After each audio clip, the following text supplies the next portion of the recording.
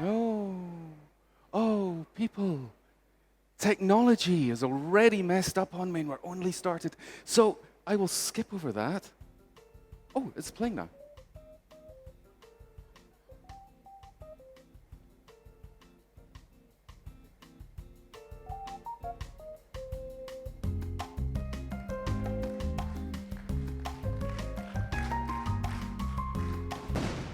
There we go. I'm wanting to show you how to blow people's minds today. And when I'm talking about blowing their minds, I mean actually doing stuff inside their brains. That's what we're going to be talking about today. So, hello. How many of you, as I try to look past the lights and say, hi everyone, how many of you have seen me speak before? Yeah, quite a few. Those who haven't, you can leave now. It's okay, you're not missing much. I'll just hang out with my friends here. It's all good. So does anyone know what this is? A cocoon, yeah. A chrysalis, a butterfly chrysalis.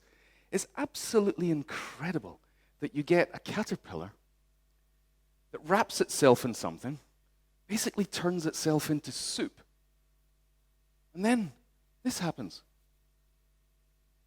Well, it often does if you do that. So look at this. Absolutely amazing. It changes the color of the cocoon, and then it will break open. Here we go. And then it's really frustrating. So look at this. Here's the butterfly struggling to get out of the cocoon.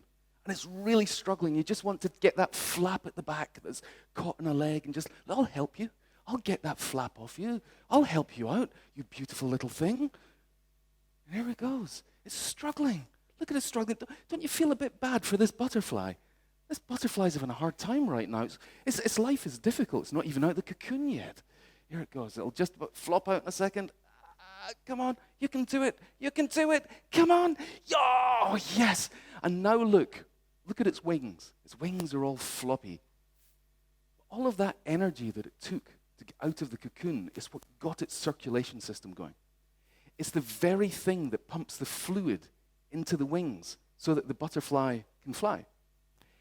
If you helped the butterfly out of the cocoon, it would never fly. It would be useless. It would be eaten by something straight away. So the effort that it takes for the butterfly to come out of the cocoon is the very thing, there you go, that gives the butterfly the power to fly. Now, that's why what I want to talk about today is that we all need a bit of friction. And you can buy it on Amazon because it came out last week. So this is a book that I co-wrote with my friend Sun Yu. He's an amazing guy. He lives in San Francisco. He's been head of marketing for a bunch of big brands in the States. He's been head of innovation for like Vans, Napapiri, the North Face, all of these huge brands. And we wrote this book because we were frustrated at the user experience and customer experience mantras of the fact that we need to be frictionless. That's it. You need to create frictionless experiences. I need to stand closer. There we go. But you see, friction, as you can see from the butterfly, friction can be valuable. And I want you all to think of something that's of value to you. You know, it could be your incredible physique, something you value. I mean, this has taken me years of overeating and drinking too much beer. It could be something that you own. It could be like a car. It could be a house. What is it that you value? It could be a relationship. So have you all got something? You've all thought of something? Did you get it easily? Did you get it like that, no sweat? No. Yes. Somebody said yes. I want to hear. Have you got a secret for us? Who said yes? What was that thing that came to you? Did you win the lottery? No, tell me what that amazing thing was that you got for free.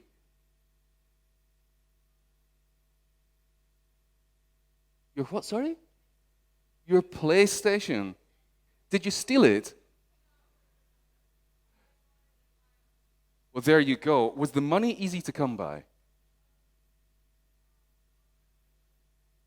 Wasn't that difficult?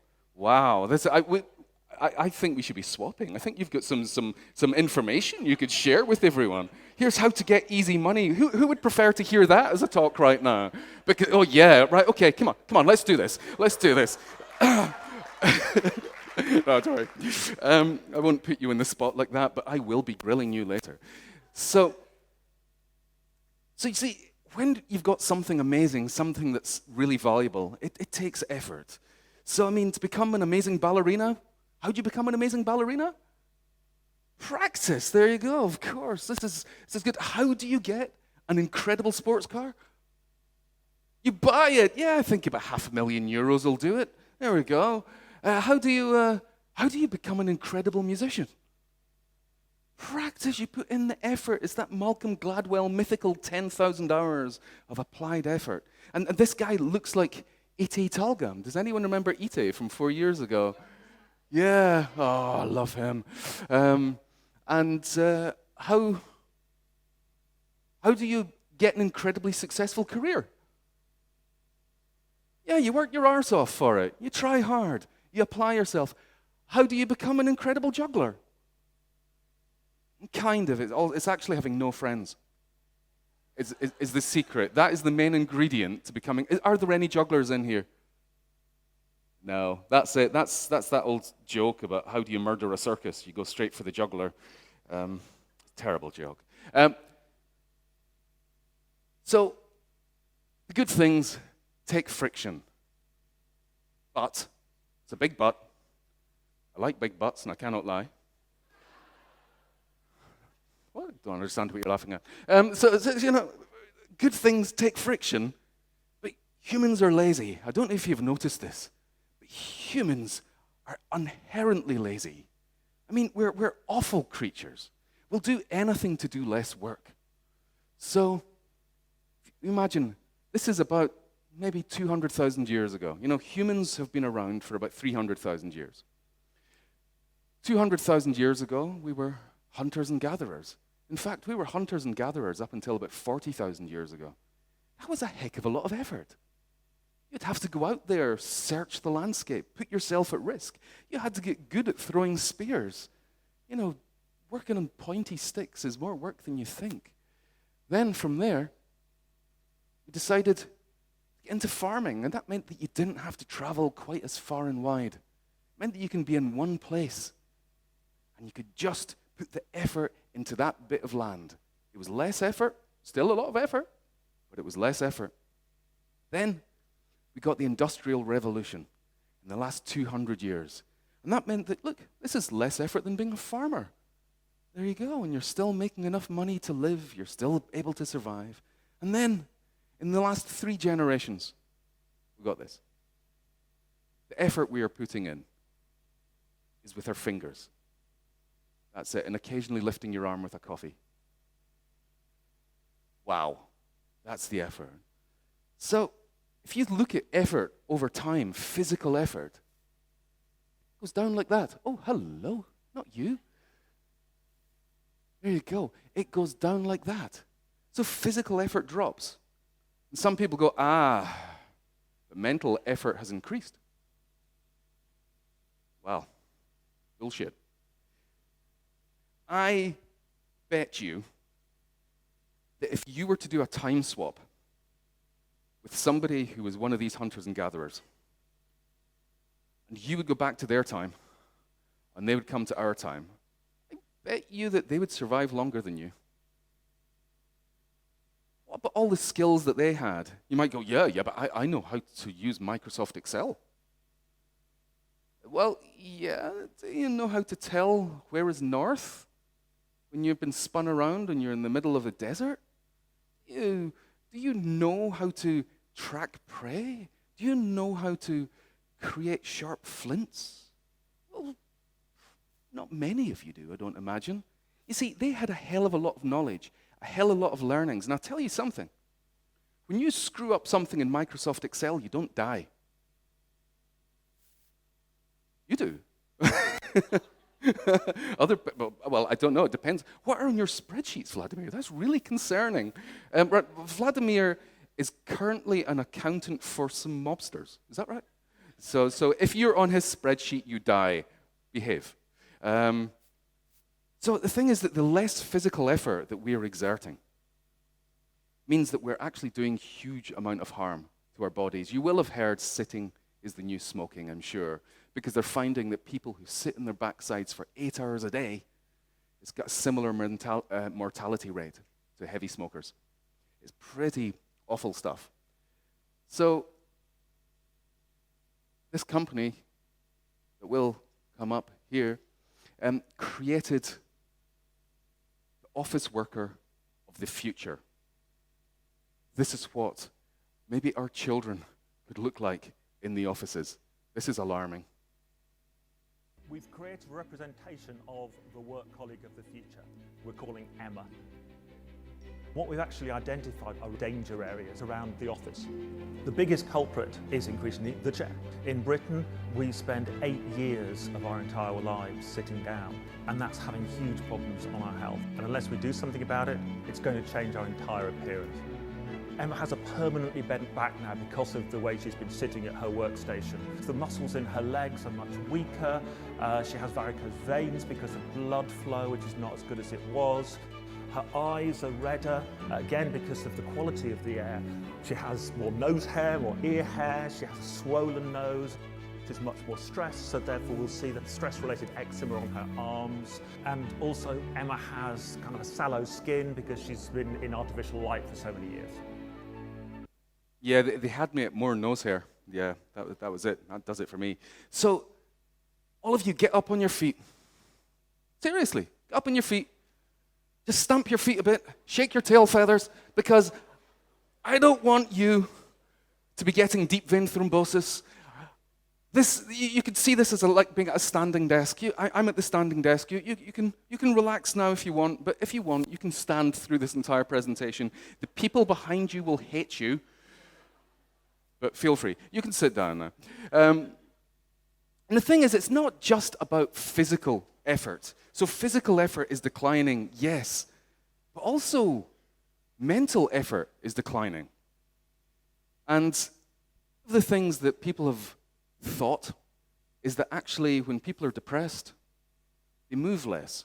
They're more inactive because they're depressed. And psychologists in recent years have said that actually the correlation is closer the other way around. Inactivity leads to depression. Not moving enough, not using our brains enough. Inactivity is affecting our mental health. So yeah, we can look at all sorts of things about the workplace. But if you're doing a repetitive task that doesn't actually require much mental effort, really, it's not helping you for your mental health. You're becoming a flesh robot. You're becoming a work unit. And that is not something that helps us. So we need to be activating and challenging our brains. So this went far too fast. There we go. Let's go back there. I pressed the button once and it goes forward 4 slides. It's just being too enthusiastic. Okay.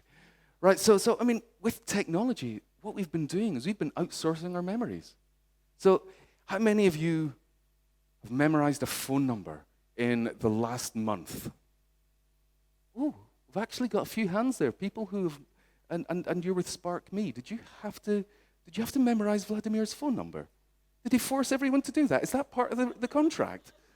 I'll have a word with him for you. I mean, yeah.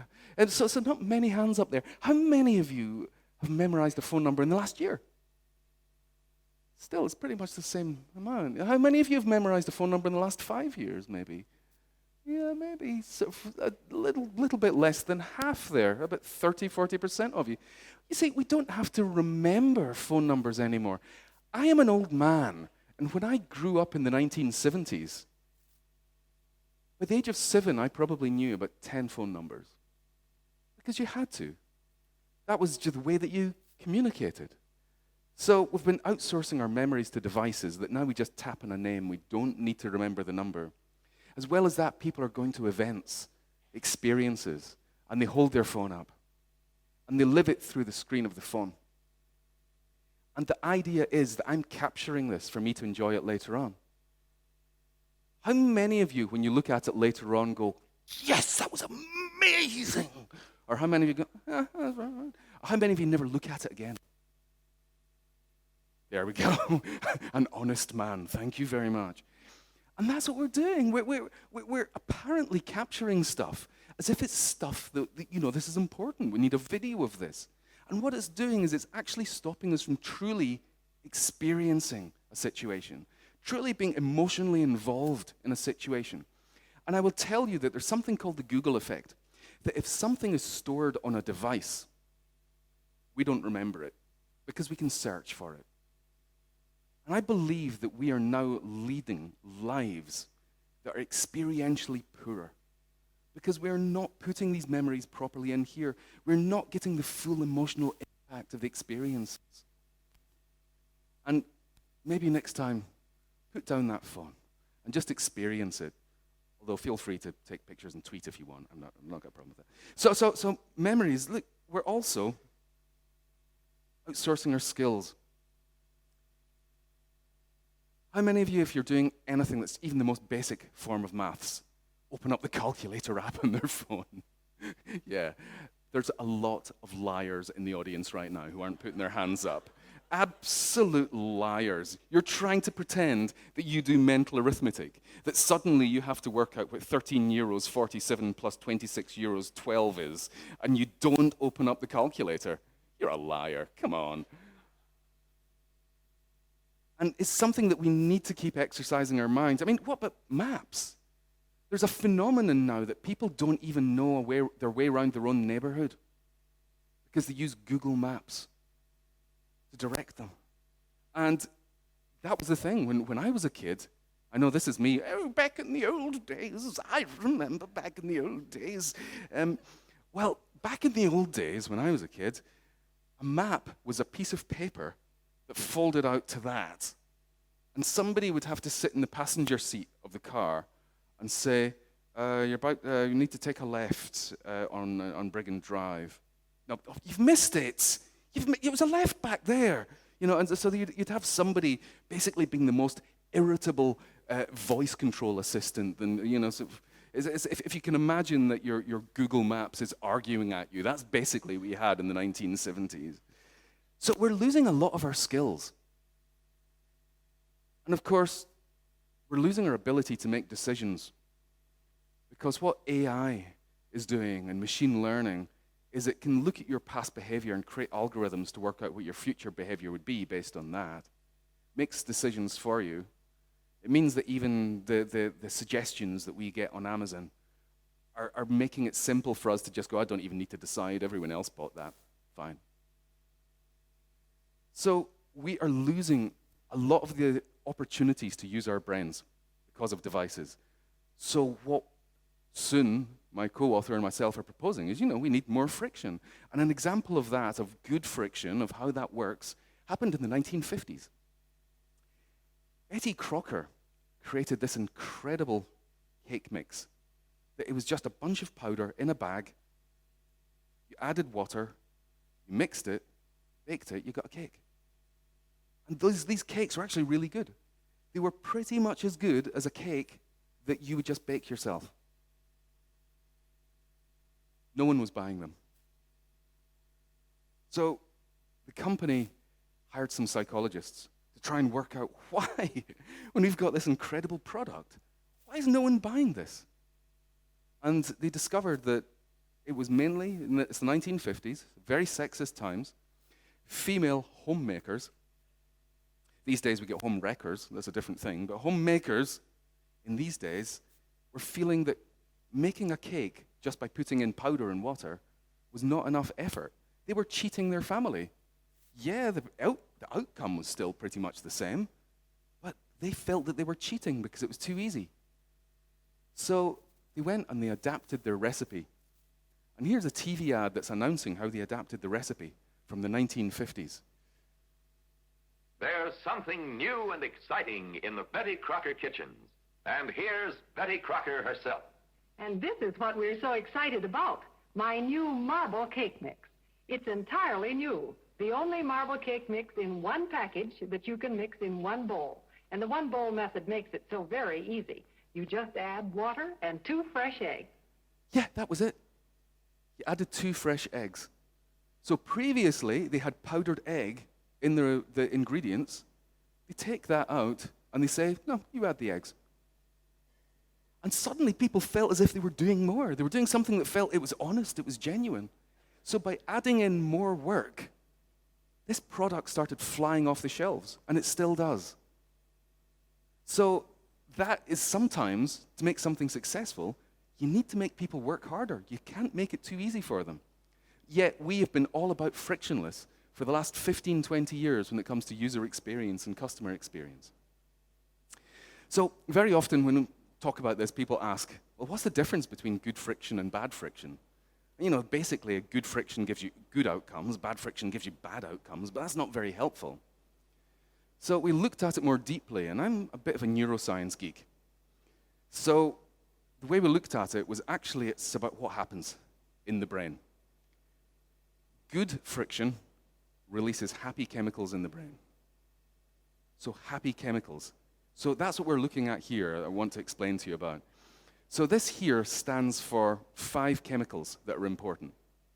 So we've got adrenaline, dopamine, oxytocin, serotonin, and endorphins. And let me go back to explain what these are all about very quickly. So adrenaline is stress, good stress or bad stress that can bring this on. It makes us feel more alive. It makes colors more intense. It makes us focus more. But that can actually be a good experience if it's for the right reasons. Dopamine. Dopamine is the reward you get when you get something that you really desire. But not only that, we get a dopamine buzz when we're even anticipating getting a reward. So it's one of the problems that gamblers have. Because gamblers, they almost got that full house in their cards. Almost, they were 1 card away. That to them gives them the dopamine buzz just the same as if they'd won. And that's why they keep going. They get so much pleasure out of almost winning. And that's gambling addiction that comes from dopamine. Then oxytocin. This is a beautiful drug. This is the love drug. It's the drug that's released for mothers and babies. It's released in bundles, skin-to-skin contact. You can see it when friends are talking to each other. They'll touch each other.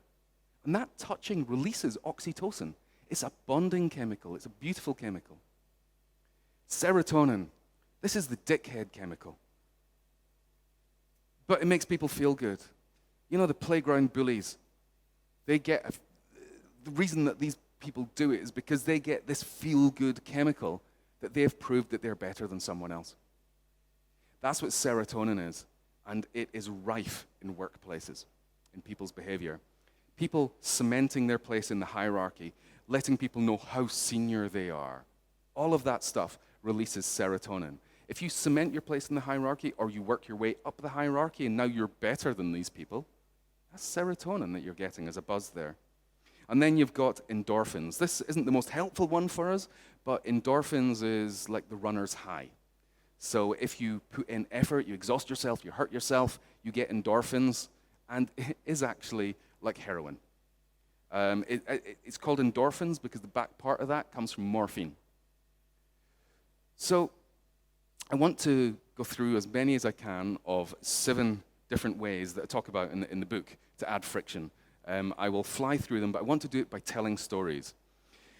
So there's got these 7 ways of doing it: exclusivity, meaning, belonging, rapport, assurance, competence, engagement. And these are all ways that we can release different happy chemicals in people's brains. I'm going to tell you some stories from some of those.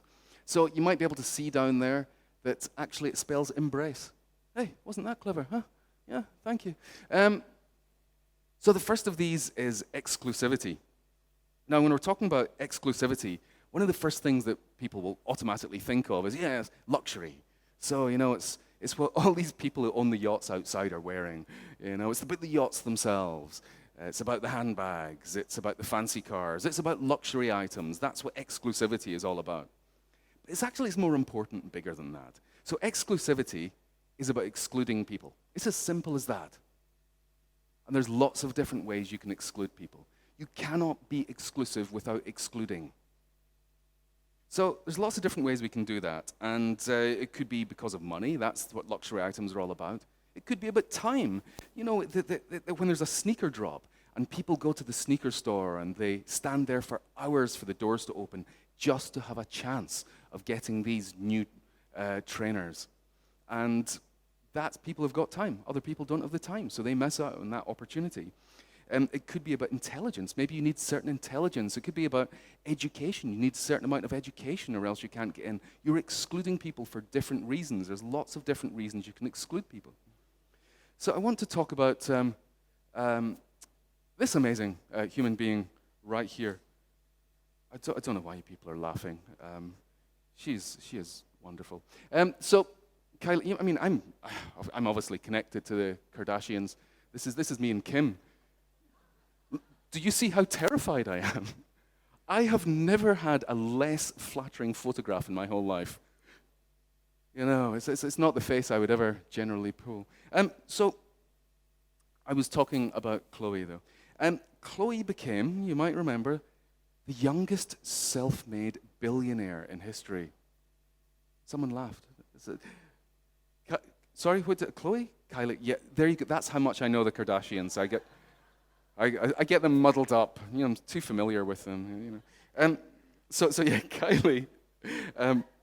Kylie became the youngest self-made billionaire. And I've got to admit that it is easier to become a self-made billionaire when you already start as a multi-millionaire. It's not as big a journey to go. But when she created her makeup line, it was absolutely phenomenal. That she, first of all, started by selling a little box of makeup for $29. And I don't think it was intentional, but it ended up becoming their strategy, that there weren't enough of them. And people were wanting them. The demand and the supply were not matched up. And that's what this is about, is you can deliberately skew the supply and the demand. So the more demand there is, the less supply, the more valuable something becomes. So that these $29 makeup kits were almost immediately selling on eBay for $225. Because people wanted this stuff. The fact it was rare, the fact that nobody could really get their hands on it, made it so much more valuable. So they then took this as their strategy. And they've been dropping these makeup kits in fewer numbers than there are people who want them. And that means that people want to get them right away. So there's the other thing that they do that is when it comes to being exclusive and excluding people, is they use information. If you don't have enough information, if you're not got your finger on the pulse for what Kylie is saying on Instagram or whatever other platform she's on, if you're not there within the first 3 minutes when she announces something, you might miss out. So what that is about is you're excluding people by using information.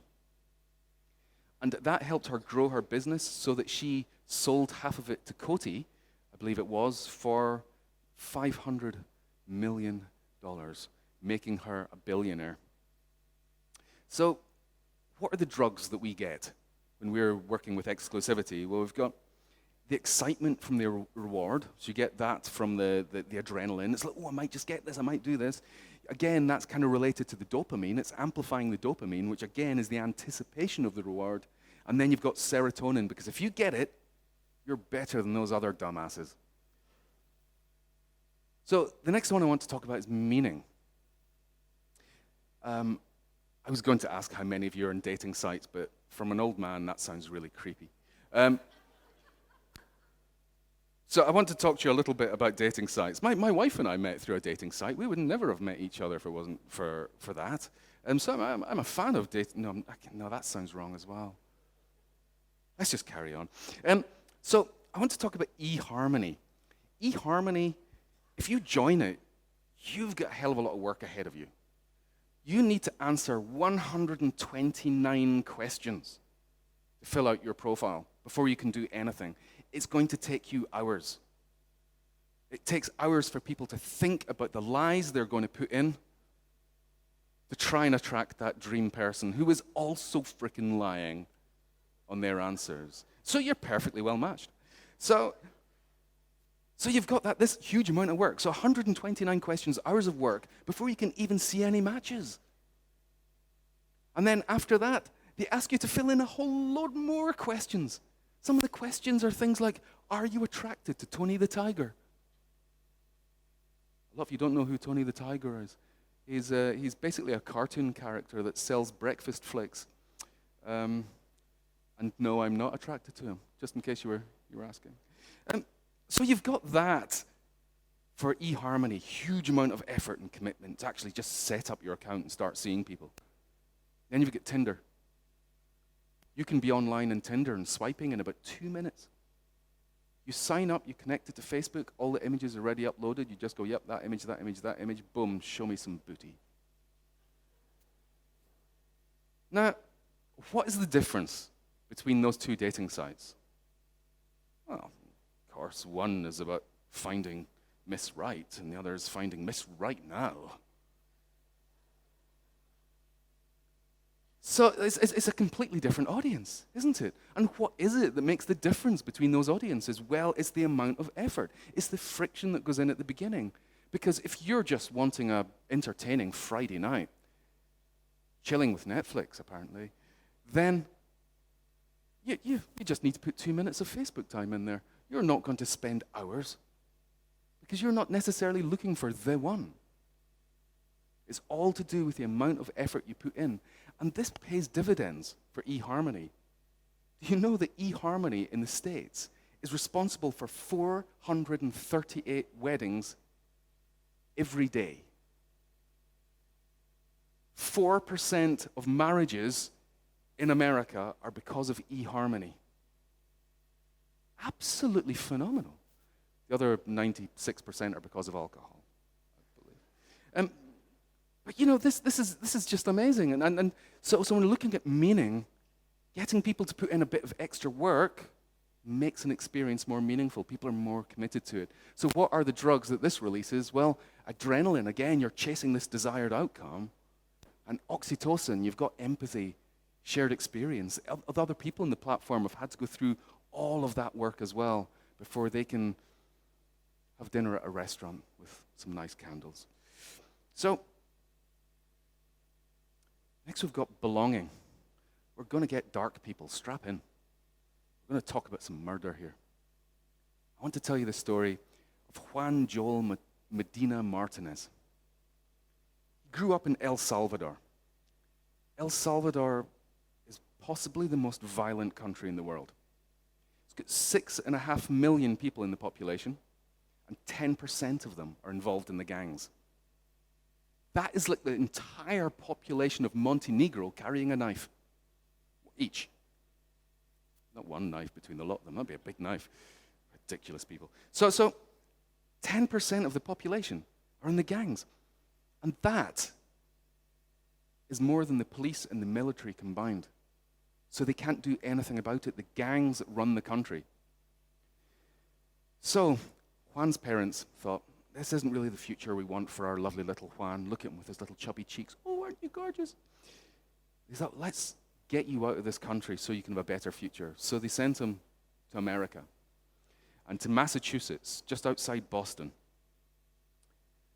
And pretty much as soon as he got there, he was recruited by one of the gangs in America, MS-13, which are one of the biggest gangs from El Salvador. So he ended up, as he got there, immediately being part of a gang. Now, he excelled at this. He took on this America, land of opportunity, and I'm going to become the best gangster there is. And he got the nickname of Animal because he was terrifying. This was really what he was good at. So, you know, these are the kind of tattoos that these people have. I mean, I have these tattoos as well, but my legs, just my legs. And he wanted to become the next level up because he was ambitious. He's in America. He's trying to work his way up the hierarchy. And he wanted to get the next level up. The next level to go in his business card of gangster was homeboy. And he wanted to become a homeboy. Now, to become a homeboy, it's quite simple. There's just a couple of things you have to do. The first is you have to go and murder someone from the rival gang. Easy enough. Then you've got to have the shit beaten out of you by the rest of the gang. I mean, you have to be beaten within an inch of your life, left bloodied, bruised, broken bones. And then you can become a homeboy. And then you're really, truly in the gang. So he's like, yeah, that'll look good in my CV. I'm going to go for that. So he went out and he found a member of a rival gang who was also an El Salvadorian kid. You know, this kid was, he was 15. He had just moved up from El Salvador. His parents had thought the same thing. Look, get out of here. Go to America, the land of opportunity, where immediately he was recruited by the 18th Street Gang, which is the rival gang for MS-13. So this little kid, Irvin De Paz, was brutally murdered by this Juan guy. That was the first part. He then went back, got the shit kicked out of him, and then, there you go, you're a homeboy. Now, why do they do this in these gangs? Well, it's because if you think that you might go straight, you might leave the gang life behind, they have got unbelievable dirt on you. They just need to tell the police that, yeah, he was responsible for this murder. And that's it, you're going down. You can never leave that gang. So he ended up, you know, he did this murder, and within a few months he was arrested. And at the age of 23, he's now got life behind bars.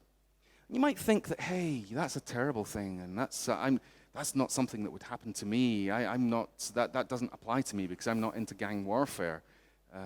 Well, if you're part of a church group, you're part of a sports group, you're part of a company, all of this stuff applies to you. Because at this point, when we're looking at belonging, it's actually the effort that it takes. So if it's really, really difficult to get into a company, to get into a role, then you've got empathy with all of these other people. It's exactly the same thing. You're getting across a barrier to get in there. You know, one of the things that churches do as a form of initiation is baptism. Everyone goes through that, this big event where you're the center of it. And you're then renouncing your sins, and you're promising not to steal cookies from the cookie jar. And all of this stuff is what helps us feel belonging. So let's have a look at the chemicals we get from this. Well, oxytocin, connection with others; serotonin, because you're better than others. So these relationship connection drugs are the ones that come out. Right, so let's keep it a little bit lighter now, and we'll go on to rapport. So you'll have heard people talking about quality time. Yeah, let's spend some quality time. The one thing we don't really hear anyone saying is, hey, do you want to spend some quantity time with me? Come on, we'll just sit in silence together for 7 hours and 35 minutes. Are you up for it? Let's do that. Well, actually, quantity time is really important. And it's something that we are really badly missing out on. It is one of the reasons why people are feeling more isolation now. Because we are not spending quantity time with each other. We're going for this quality time. I've only got a couple of hours, so let's make the most of it. Well, there was a study that was done in 2019 at the University of Florida. And they got students to fill out some incredibly dreary tasks. It was a checkbox exercise to spot things and check a box when you spotted it. And it went on a bit, and it was just, it was basically just getting you ready for life as an accountant, I think. So this really, really boring checklist. Half the people that came in were greeted by somebody who had no interest in them whatsoever. They just, well, yeah, how are you doing? Okay, fill out that form. They had no interest, didn't look them in the eyes, gave them one-word answers, took them through to do the test. The other half were greeted by somebody who was warm and welcoming. Hello, how are you? Thank you so much for coming. How did you get here today? Asking them questions like that, being nice to them. That's the only difference. They went in, did the same test. So the first thing is that the group who were greeted warmly were 14% more productive than the group who were treated like crap when they came in. But the interesting thing is they went beyond that to look at something that we call discretionary effort. That's the stuff that we do over and above what we're asked for. So at the end, they said to everyone, look, thanks for doing the test. We've got just a questionnaire here. It'd be great if you did it. No pressure. If you don't want to do it, don't worry about it. But if you could do this questionnaire, it'd be greatly appreciated. This questionnaire involved them thinking about stuff and writing answers in. And they found that the ones who were warmly welcomed at the beginning were far, far, far more likely to fill in the questionnaire. When they did, they answered more questions, and when they answered the questions, they wrote more. And this is the stuff that's actually backed up by some research from McKinsey. That a leader who actually spends personal time caring about their team makes a huge impact on the bottom line. It affects people's performance. It affects their productivity. People are happier in their jobs as well, and they stay longer. All of this stuff is really important. Yet what a lot of organizations have done is they've turned it into this process where people are dehumanized, and everyone has tried to be treated like an identical work unit rather than an actual human being. And it's one of the things that companies should really be investing in. And as Katie was saying, about leadership training, how many of you have got companies that do leadership training? This is the stuff that is really important. Teaching people, this is really weird, think about it, teaching people how to treat other people like humans. Isn't that shit? Because what it says is that people go into an office and they hang up their humanity at the door, and then they go in and are an absolute dick. And then they come out and they pick up their humanity and go home. That is awful. If you have to be a different person when you're working, you are broken. So that's my little preachy bit, so I'll go over that. So what are the drugs that this releases? Well, rapport, dopamine. You've got the anticipation of having a good connection, but oxytocin as well. So the strategies we talk about in the book, this is the stuff that we see them releasing. So I will think about one more here. We've got assurance. This is one of these things that the first time I saw one of these, I was maybe about 18. You're all familiar. Come on. Go on, do it. Come on, you can do it. Oh, shit. Come on. Yes. Oh, don't go. This is only an animation, but it still stresses me out. And you get to, it's always this bit to the end. You almost there. Yes. Yes. Come on.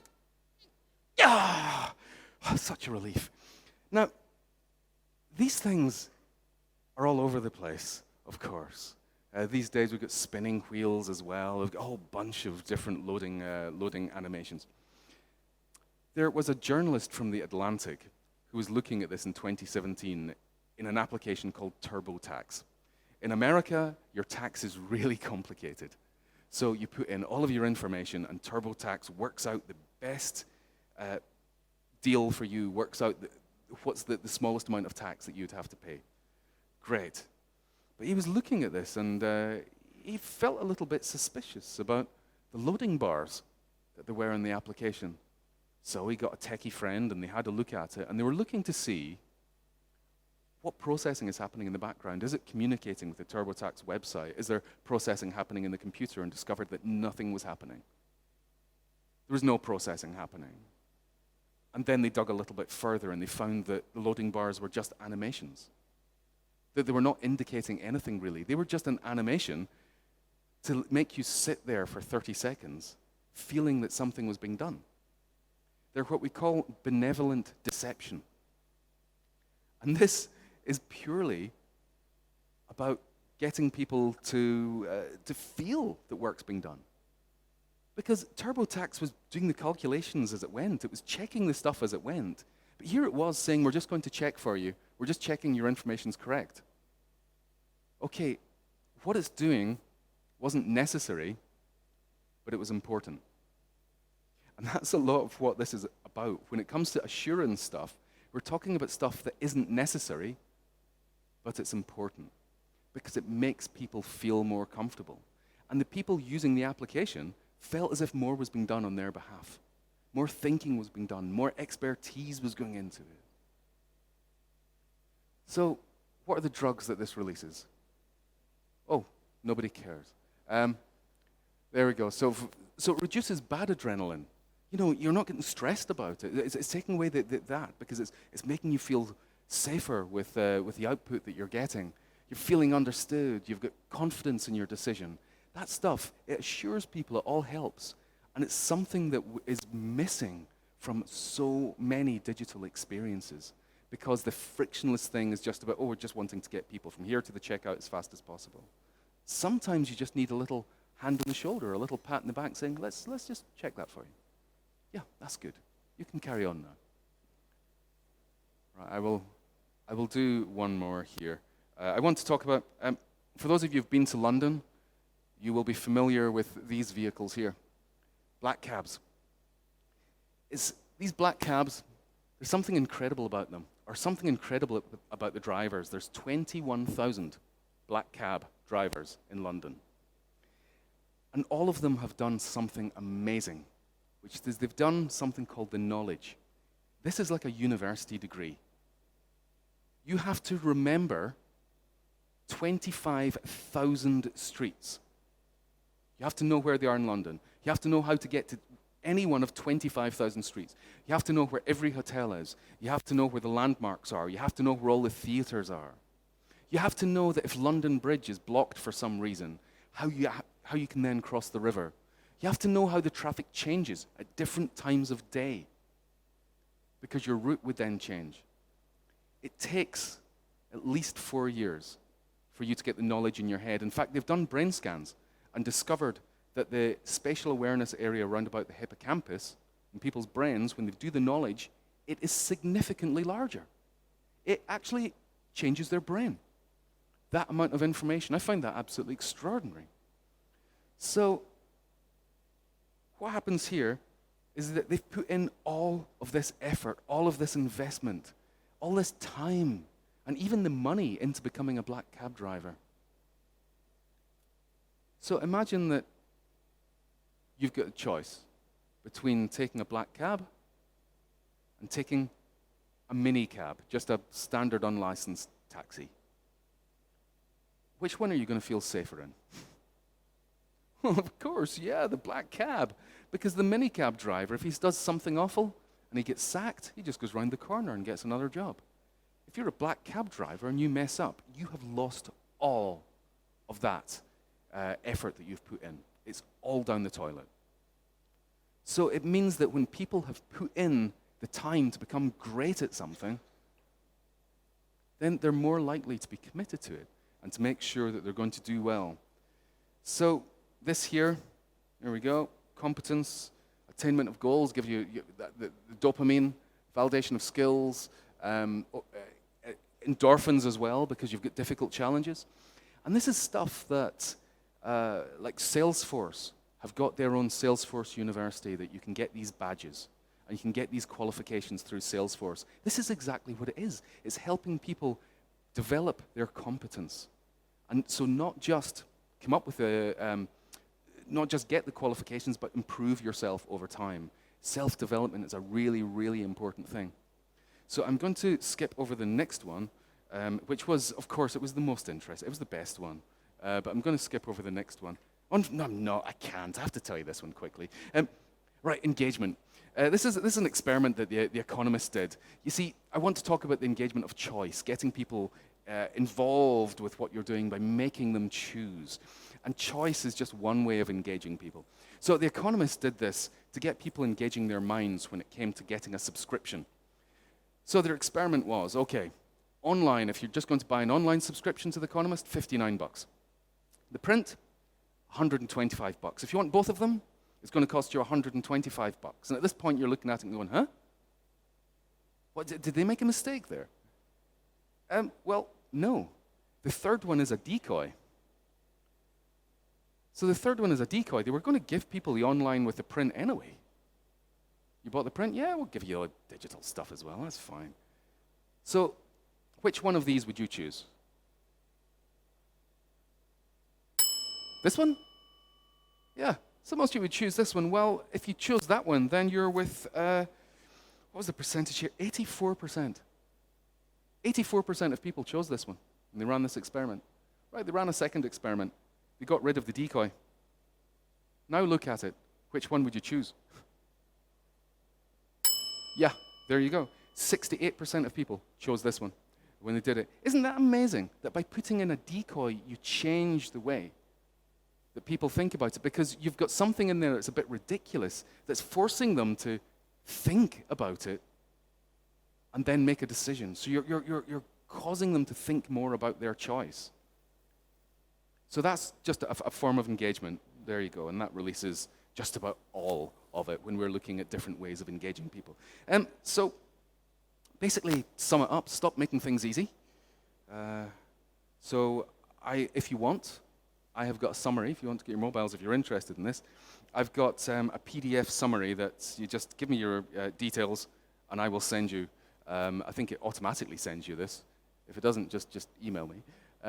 But I've created a summary of friction in case you're interested in just having a look at that stuff. I will move on from this slide in 5, 4, 3, 2, 1. Boo! And I've got some friction for you as well. Keep your phones, because I'm asking you to sign up for a course. This course costs about 30 euros, and I don't make any money from it. The only reason that I'm asking you to buy something is because all of the proceeds go to the Ukraine Red Cross appeal. So I created this course together with a professor in Kyiv. And all of the proceeds, we've raised hundreds of pounds with this, but the course itself is actually really good. It's got a bunch of techniques and tools. So for about 30 euros, you're improving yourself, and you're helping to improve the lives of people who are in a really crap situation right now. So that is basically me coming to the end to say thank you very much. I love you. I love you. Thank you.